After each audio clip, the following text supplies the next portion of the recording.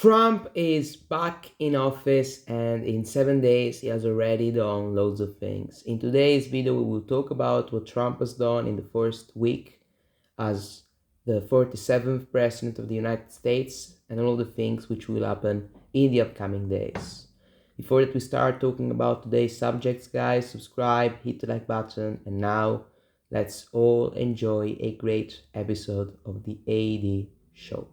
So as I said, today we will talk about Trump and his actions in his first 7 days in office, and he has signed loads of executive orders, hundreds of them, hundreds of executive actions, he has pardoned people, and much more.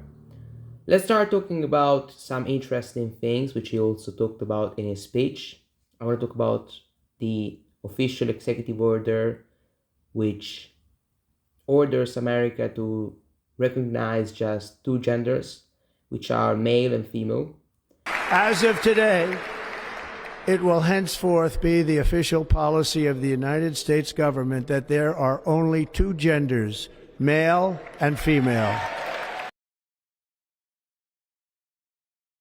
And this is obviously something extremely great and something I'm extremely happy about.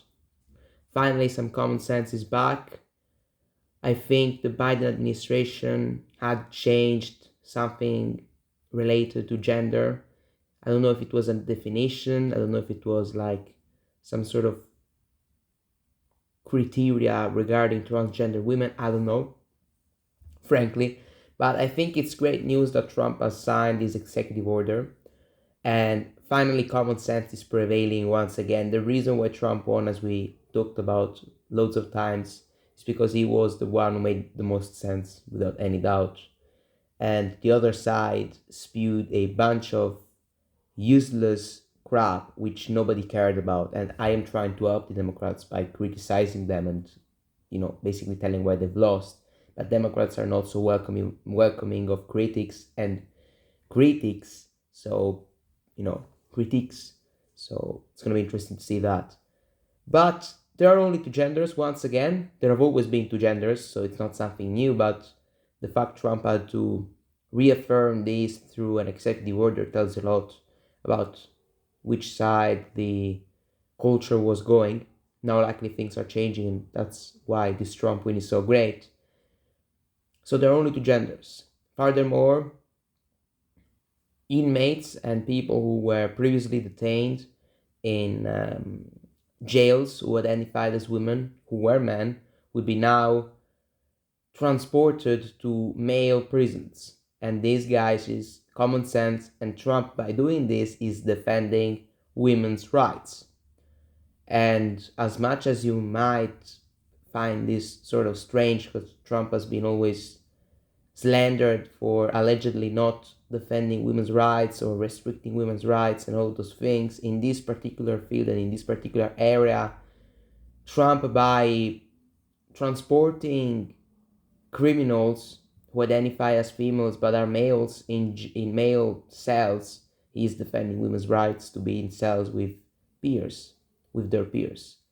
Because it's absolutely disgraceful and dystopian to have women forced to serve their time in jail or forced to share their spaces with people who have got hair. Talking about skin hair, not just this hair, which I have very little, by the way. I'm talking about the hair on your body, beards, penises. So women have the rights not to share their spaces with these people, not because men are dangerous, but just because men ought to be with men and women ought to be with women. It's that simple. So great executive order. Furthermore, Trump wants to restore meritocracy and remove all of the DEI things, and I think he has sort of revoked an executive order from 1965, which was passed by LBJ, one of those presidents. The president at the time, I don't know who he was, to be fair. My knowledge about US history doesn't go that far, so I don't know the president who passed that executive order, but it has been eliminated, and it was regarding civil rights. I think that Trump's idea to restore meritocracy is absolutely great and important. DEI means that DEI is diversity, equity, and inclusion, and it is basically used as a Trojan horse and they use DEI in order to hire people. Basically, DEI means putting bare minimums of specific types of people who must be hired for a company to exist. And this is obviously bullshit, because competence should be the number one criteria people should look at when they hire people. I have to look at competence, and as I said in the last video, if in a job where strength is needed there are no women strong enough to do that job, there should be no women. And the same thing can be applied for jobs where women are way more competent than men are. In nursery homes, if no men are competent enough, no men should be there. We shouldn't represent every gender, every sexual orientation, every ethnicity in a staff. No, we should just have competence, and competence isn't based upon race, gender, ethnicity. Competence is based upon the skills and the capabilities you've got, the skill set you've got. That's what competence is based on, not on gender, not on race, not on any of that crap. Like some radical lunatics from both sides of the political spectrum, I would say mainly the left, made you believe. So this is great by Trump again. The AI is dying and has died. Great thing. Only two genders, great thing. And the area where Trump is lacking, in my opinion, but it's still the beginning, so we will have to see, is immigration. Although he has secured the border and apprehensions have gone down significantly, I think there are just a few hundreds of apprehensions at the southern border between Mexico and America. Although that's great, I think that with immigration there are two problems. First and foremost, we need to think about the fact that there are, I think, around 12 or 10 or 15 million illegal aliens who have been released into the United States under the Biden administration. Under the Biden administration, millions of illegal aliens have been released, were released, because the Biden administration came to an end, thank God. And Trump needs to do a lot on immigration, and especially it is better to prevent than to cure. It's a sad that I heard being uttered in Italy. So I have translated it literally, because I speak Italian a little bit. I have translated it literally, but what basically that means is the fact it is better to prevent, it is better to take preventive action rather than curing things when they're already being negative and having negative effects. Let me explain this. If Republicans don't win, if the Democrats win in 28, they will open the border again. Probably.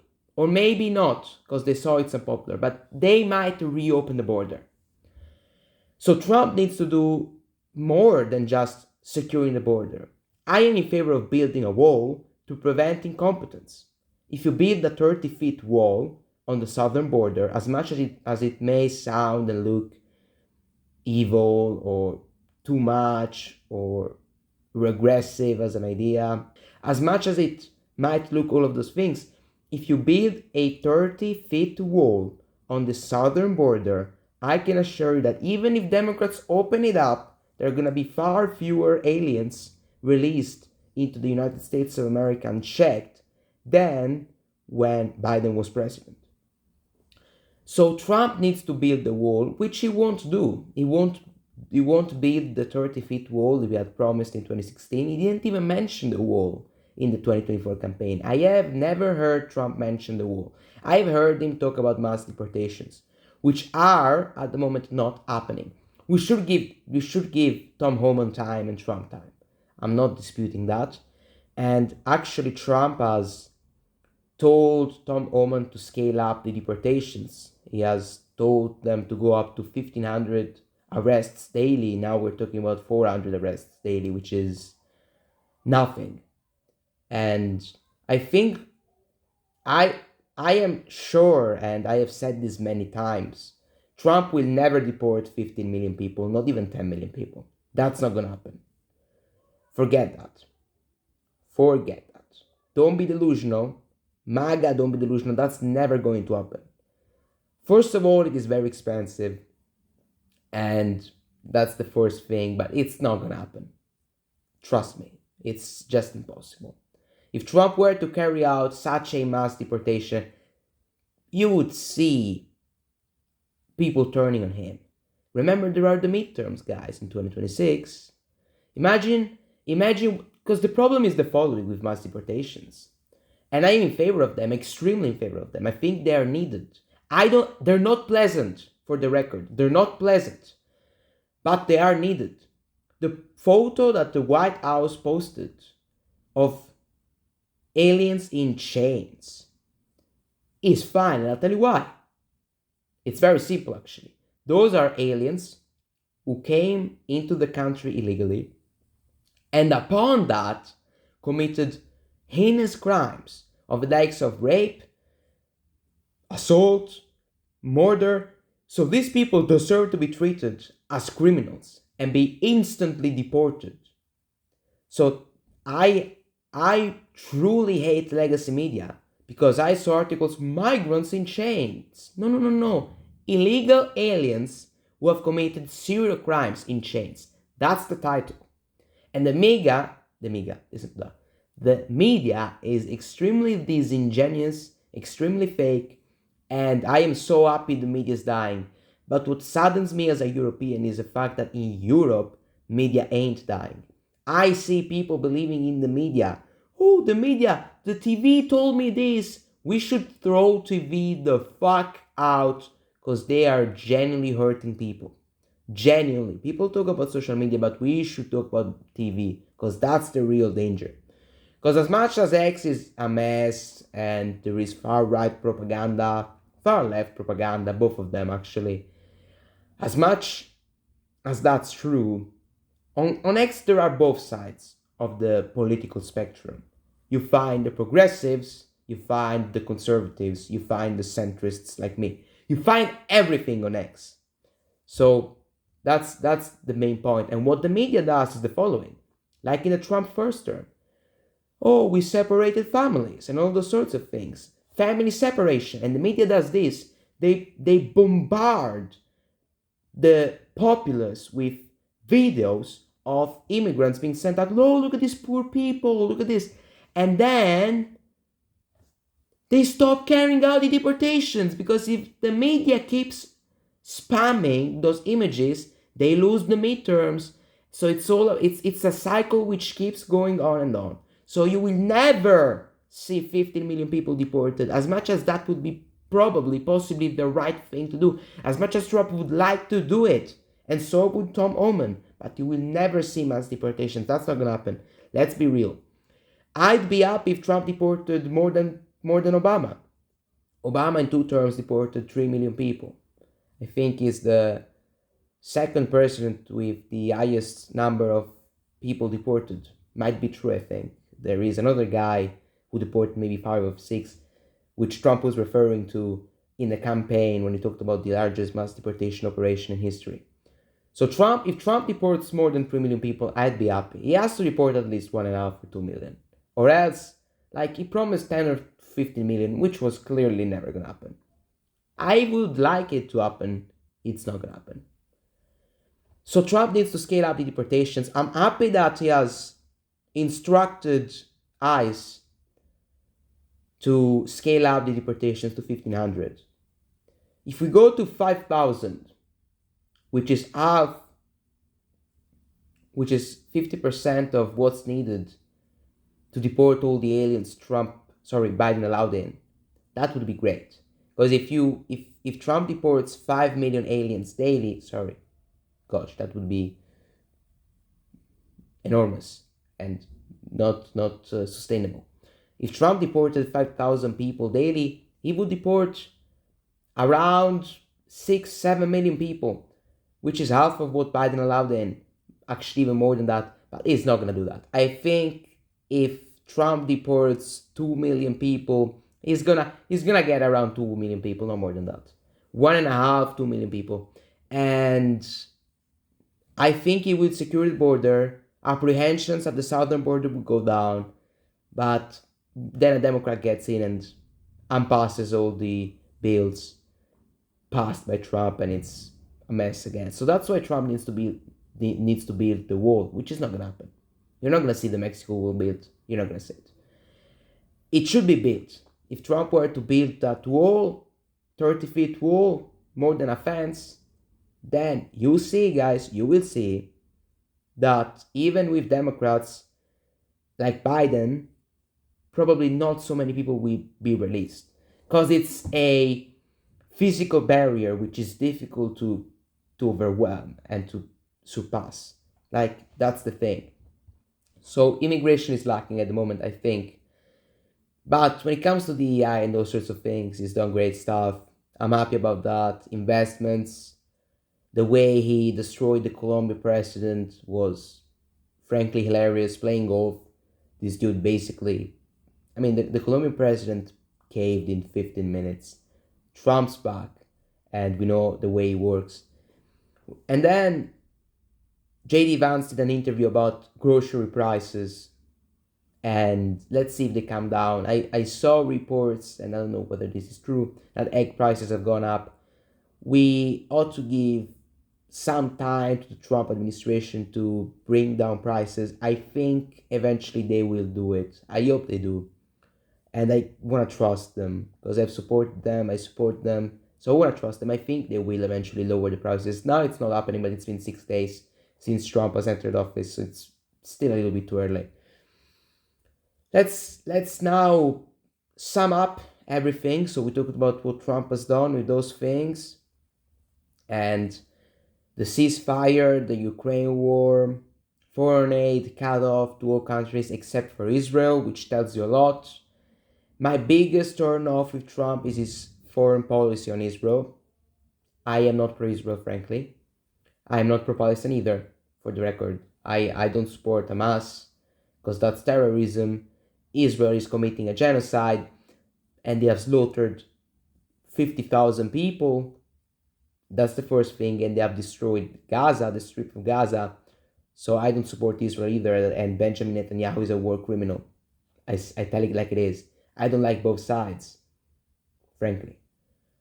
But Trump is way too pro-Israel, and this thing about cutting foreign aid to all countries other than Israel and Egypt is a big red flag when it comes to America First and nationalism, which is what Trump preaches or used to preach in 2016.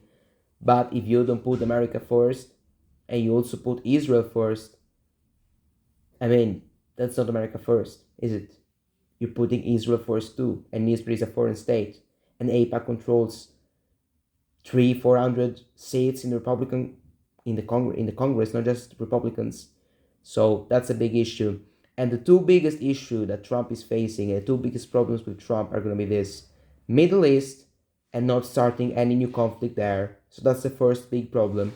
The second big problem we've got is actually when it comes to immigration and legal immigration, because Trump has promised to lift restrictions regarding H-1B visas, and is pro-legal immigration now, used to be against legal immigration.